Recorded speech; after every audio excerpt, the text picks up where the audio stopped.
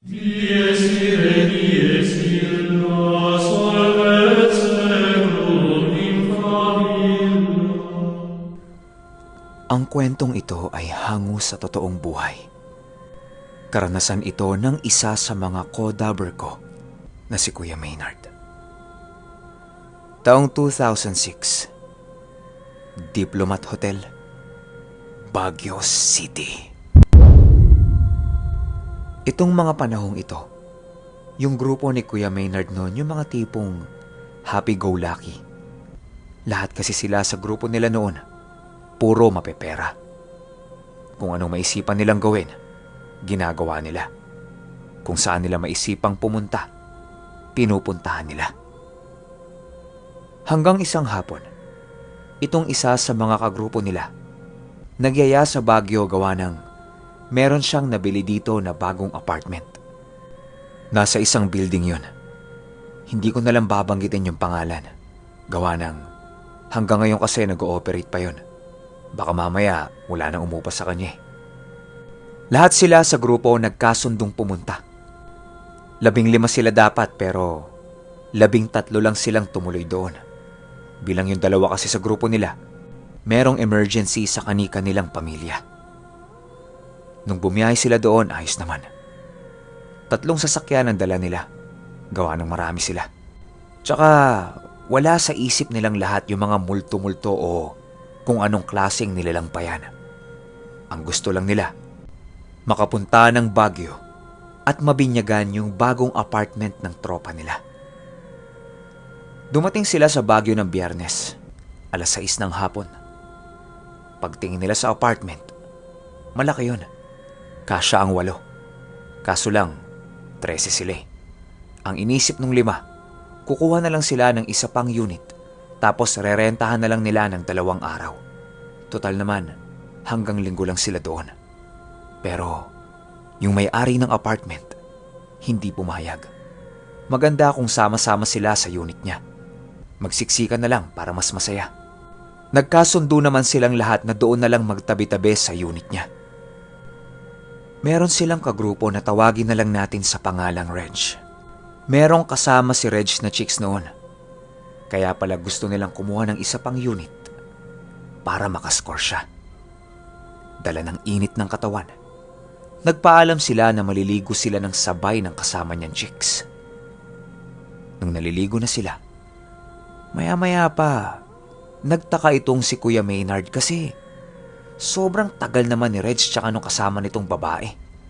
Halos lampas 1 oras na silang nasa loob ng CR. Ang ginawa ni Kuya Maynard, kinatok niya yung CR. Sabi niya, "Hoy, Reg! Kanina pa kayo dyan ah.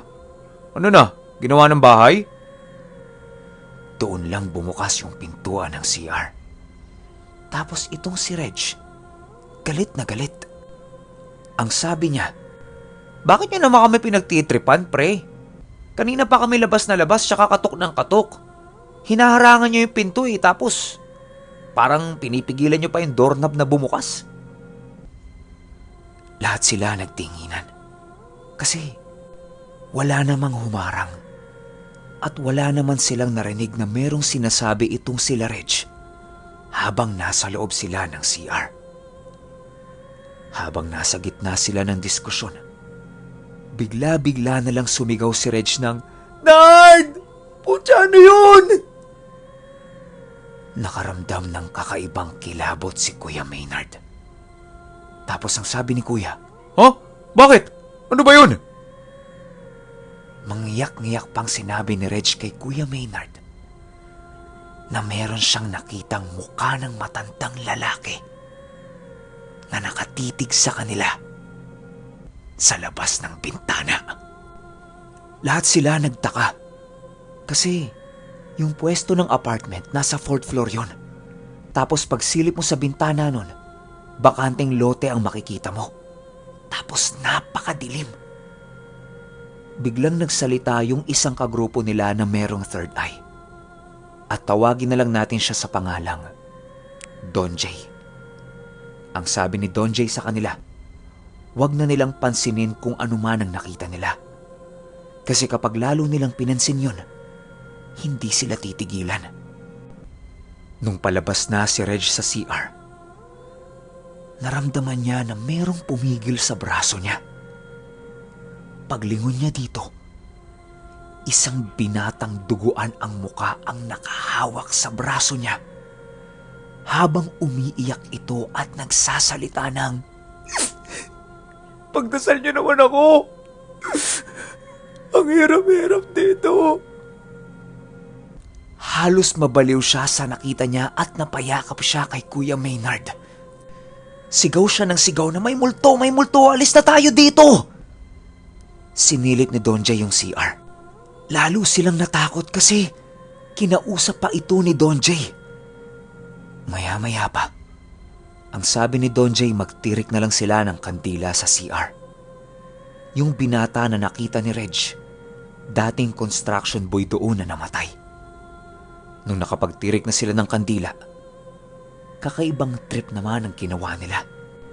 Hindi sila natakot sa kung anuman yung mga nakita at naranasan nila sa unit na yon. Marami kasi sila eh. Parang ang nangyari, pinagtawanan pa nila. Bilang maraming kakilala itong may-ari ng apartment sa lugar niya, may mga kinausap siya na bagong baba galing ng Sagada at umorder siya ng napakaraming tsongke. Siyempre, alam naman nating lahat na kapag galing ng Sagada yon, good quality, good S, ika nga ng mga gumagamit nito. Bumili siya ng napakaraming tsongke tapos inakyat niya yon sa unit niya. Tuwang-tuwa naman itong grupo kasi kasabay ng pag-inom ng alak, meron silang hinihit-hit na good quality ng tsongke. Lumipas ang ilang oras, lahat sila sabog na sabog na. Laugh trip, food trip, basta kung ano-anong klaseng trip kapag nakahit-hit ka nito. Dahil nasa ganong estado na sila, ang sabi ni Don Jay, Wala na kayong nararamdaman, di ba? Matatapang na tayo eh. "Ano? Punta na tayo ng diplomat?" Itong mga panahong ito, putok na putok ang kwento tungkol sa diplomat na maraming iba't ibang klase ng nilalang ang nakatira. Dahil G ang grupo, lahat silang 13 umalis at pumunta sa diplomat. Wala eh, mga sabog na, kaya palag-palag sila. Saka karamihan naman sa kanila kasi hindi naniniwala sa mga ganon. Umalis sila ng unit ng 2:30 a.m. Ang iingay pa nila nun habang nasa biyahe. Nung nakarating sila sa diplomat, wala nang katao-tao tapos napakadilim. Tiningnan nila yung gate kung makakapasok ba sila. Maya-maya pa, biglang may dumating na guard. Tapos sabi nung guard, hindi na pwedeng pumasok sa loob. Unang-una, delikado. Tsaka baka pagalitan siya ng amo niya. Itong part na to, i-skipan ko to sa kwento ko. Kung paano sila nakapasok sa loob. Malamang kasi, ganyan din ang gawin namin para payagan kami ng guard na pumasok sa diplomat. Yun lang. Balik tayo sa kwento. Nung napapayag nila yung guard na pumasok sa loob, pinasamahan sila nito sa anak niya. Kasi walang magbabantay doon sa gate kung sasamahan pa sila ng guard sa loob. Pumayag naman tong grupo ni Kuya Maynard. Tapos yung bata, talagang bata pa. Mga nasa edad 9 o 10 lang yun. Tapos nakasuot ng hoodie at saka ng face mask. Wala pa man din sila sa pinakaloob ng diplomat. Napansin nilang merong iniilaw-ilawan yung batang kasama nila. Tinanong ni Kuya Maynard kung ano ba yung iniilawan niya. Hindi nagsasalita yung bata. Pero panay ang angat baba nito ng flashlight niya sa isang bintana. Hanggang nagsalita ito at ang sabi niya ay, "Kuya, matagal na kami dito pero hindi ako nakakakita. Ngayon lang." Pagtama ng ilaw ng flashlight ng bata doon sa second floor ng diplomat, saksing buhay si Kuya Maynard hanggang ngayon na meron silang nakitang matandang babaeng nakaitim na belo. Sobrang puti ng mukha na nakakulot. At napakahaba ng buhok nito. Hindi sa pagiging OA pero yung buhok ng matanda ay nakalugay mula second floor hanggang ground floor. Nakahawak ito sa bintana habang tinititigan silang lahat. Pero ang tanging nakakita lang sa grupo nila, si Kuya Maynard, si Don Jay, at yung dalawa pa nilang kasamang babae. Nanlaki ang mga mata ni Kuya Maynard at para bang lahat ng tama niya dulot ng alak at tsongke. Nawala. Paglingon ni Kuya Maynard doon sa bata, nakangiti lang to na para bang tuwang-tuwa siya sa kung anumang nakita niya. Hanggang sa nagyaya na yung mga kasama nila na pumasok na sa loob. Bilang sabog pa ang lahat ng ito at hindi naman nila nakita kung ano man yung nakita nila Kuya Maynard. Wala silang pake. Basta papasok sila. Nung nasa loob na sila ng Diplomat Hotel, pakiramdam ni Kuya Maynard, para siyang mababaliw kasi iba't ibang klase ng boses ang mga naririnig niya. Merong bumubulong, merong umiihip sa tenga niya. Basta, sobrang kakaiba tapos pawis na siya. Partida, napakalamig sa Baguio nun. Meron pang fog. Pero yung pawis niya, talagang tagaktak. Hanggang sa nakarating sila sa may fountain. Huminto si Don Jay. Tapos ang sabi niya, "Tol, kunan mo ng picture yan. Yung may flash ha." Pagkuha ni Kuya Maynard ng picture sa fountain, purong itim lang ang lumabas. Sabi ni Don Jay, Putya, may nakaharang tol. Matandang lalaking nakaitim. nakikita nilang tumitingala si Don Jay. Tinanong nila kung bakit. Kaya pala siya tumitingala dahil yung nasa harapan niya, sobrang tangkad. Parang dalawang taong ipinagpatong sa sobrang taas. Ang sabi ni Don Jay, wag na silang dumiretso doon sa fountain kasi ayaw nung nakatira doon. Sa gilid na lang sila dumaan tapos umakyat sila sa second floor. Nung nasa hagdanan pa lang sila ng second floor, lahat ng hawak-hawak nilang flashlight namatay. Tinataktak na ito ni Kuya Maynard tapos pinagpapalit-palit na niya yung battery. Pero wala talaga. Ayaw nang umilaw. Pero kapag nasa first floor sila, ang lakas ng flashlight.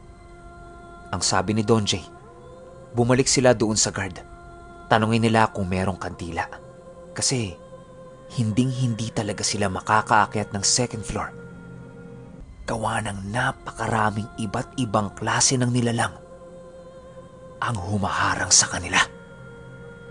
Hindi lang puro kaluluwa ang nakatira doon. Meron siyang nakitang parang bayawak na kulay pula yung balat. Hindi niya lang alam kung ano ang tawag doon. Pero nasa malayo lang yon at nakatitig sa kanila. Nung bumalik sila sa guard at sinabi nila yung naging sitwasyon nila sa loob ng hotel, takang-taka sila kasi yung guard parang handang-handa sa kung ano man ang mangyayari. Hindi nila inaasahan na meron yung kandila. Kaso nga lang, binenta yun ng guard sa kanila. Bilang gustong makaakyat nila Kuya Maynard doon sa itaas, binili nila lahat ng kandila ng guard. Tapos bago sila bumalik, ang bilin sa kanila ng guard, wag na wag silang pupunta doon sa likod ng hagdanan pababa. Kasi meron doong lumang-lumang piano na tumutunog mag-isa. Tapos sa tapat ng lumang piano na yon, merong malaking krus na nakabaliktad. Dito na dahan-dahang nawawala ang mga tama nila. Pagkalasing, sabog sa tsongke, lahat-lahat nawala. Naging normal na sila nung naririnig nilang nagsasalita yung guard. Para matapos na, bumalik na ulit sila at umakyat sa second floor. Maniwala kayo o hindi, Napakalakas ng hangin doon sa second floor. Pero lahat ng kandila nila hindi namamatay. Hanggang sa sinabi ni Don Jay na pagbilang niya ng 3, tumakbo na sila pababa at umalis na ng Diplomat Hotel. Dahil lahat ng nakatira doon sa itaas, nakaluhod sa harapan nila. Tapos yung isa nilang kasama, medyo nanghihina na. Ang sabi ni Don Jay, yung mga nakatira doon, kukunin siya. Bukod pa dyan, yung nakikita niyang merong pulang balat, unti-unti nang lumalapit sa kanila. Nag-aabang lang ng tamang pagkakataon para kunin yung kasama nila. Pagbilang ng 3 ni Don Jay, biglang tumunog yung lumang piano na sinasabi ng guard. Doon na sila nagpulasan at nagtakbuhan. Si Kuya Maynard, bit-bit ang dalawa niyang kaibigan. Sobrang higpit ng yakap niya. Hindi niya binibitawan. Kasi alam niya sa sarili niya, oras na bumitaw siya doon, baka mawala itong mga ito. Yung kasi yung dalawang mahina sa grupo nila. Habang pabalik sila kung nasaan yung guard, yung piano walang tigil sa pagtunog. Tapos yung tunog, yung para bang pinipindot lang ito ng bara-bara. Yung galit na hinahampas-hampas yung piano. Nung nakabalik na sila sa may guard, lahat sila hingal na hingal at hindi makapaniwala sa na-experience nila. Nagtitigan silang lahat. Tapos sabay-sabay na nagtawanan. Kasi buhay pa rin sila eh. Nakakatakot lang sobra. Tsaka talagang out of this world na experience yun. Nung uwian na, nagtataka si Kuya Maynard kasi biglang sumikip yung sasakyan nila. Si Don Jay nasa harap ng sasakyan. Tiningnan sila sa salamin. Tapos ang sabi ni Don Jay, tiisin lang nila yung sikip. Tapos sa Luwakan Road sila dumaan. Mamaya niya sasabihin kung bakit. Nung nasa biyahe na sila, paglagpas nila sa Luwakan Road, bigla na lang lumuwag yung upuan. Nagtaka sila Kuya Maynard kasi talagang naramdaman nilang lumuwag yung inuupuan nila. Ang sabi ni Don Jay, merong matandang sumabay sa kanila sa kotse. Bumaba yun sa Luwakan Road. Doon siya namatay, nasagasaan ng bus. Kaya siya sumabay sa kanila kasi yun ang paulit-ulit na ginagawa nun. Ang akala niya kasi, buhay pa siya. Pero kahit bumaba siya doon, babalik at babalik pa rin ang kaluluwa niya kung saan ito hinihigop. At mula nung maranasan ito ng grupo ni Kuya Maynard, nangako sila sa kani-kanilang mga sarili na kahit kailan, hinding-hindi na sila babalik pa sa Diplomat Hotel. Okay, alam niyo na nagkwentuhan kami ni Kuya Maynard. Di ba nga pupunta kami ng Baguio? Ang sabi ko sa kanya, bumalik kami sa Diplomat pero this time 4 na lang kami. Alam niyo, talagang todo tanggi to si Kuya Maynard. Alam niyo, napakatapang na tao nito pero ang sabi niya sa akin, lahat ng klase ng tapang niya naubos doon sa Diplomat Hotel. Kaya hanggang ngayon, wala na siyang planong bumalik o sumilip man lang kahit sa labas ng hotel.